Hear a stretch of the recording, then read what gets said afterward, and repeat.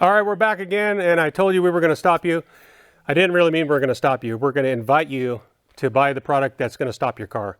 That's a parachute mount. If you have an RLR chassis, you've upgraded to a turbo, if you're going to go over a certain speed, then you already know that you're going to be required to have a parachute. So we have the answer. We've got the RLR parachute pack mounts that are just hot off the press. We came up with our own.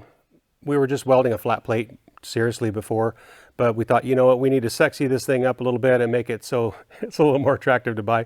Anyways, this is our pack mount for our parachute mounts, and we're going to shoot some videos so you can just see the layout of these parts. But our parachute mounts for our pan cars, we have them for pan cars.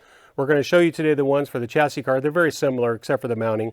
But basically it lets you service the parachute mount on and off the car. And then the pack mount too, because the pack mount has this sleeve that you'll actually weld to the parachute mount, which we're going to show you. And then you use the nuts and bolts that are included to bolt those together so that you can get the deck lid on and off without too much fanfare. Either way, again, we're going to show you here in just a few minutes the workings of this and how it goes together and what's included. Stay tuned. Hey guys, we're back to show you some of the components for the parachute mount that we're putting together for you now, and we're showing it kind of laid out all together. So let's take a look down at the product here.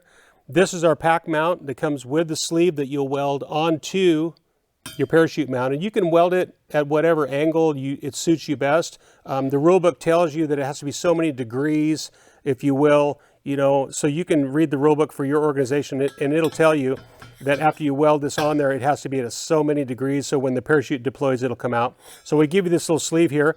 We already also give you this hardware bolt to basically drill through these two parts and hold them together. Then there's the 4 stainless steel screws that will actually hold the parachute pack to the mount. And then there is the 2 bolts that will be used to secure it to the pan.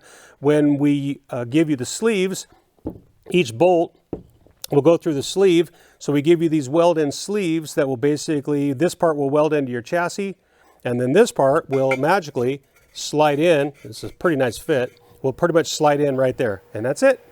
Hey guys, thanks for taking time with us today to learn how to stop your bug with the RLR parachute and pack mount kit. All of these things are on our website. You can go out and look them up. We have YouTube videos on a lot of this stuff too. So anyways, hey, peace, be safe, and RLR can get you stopped.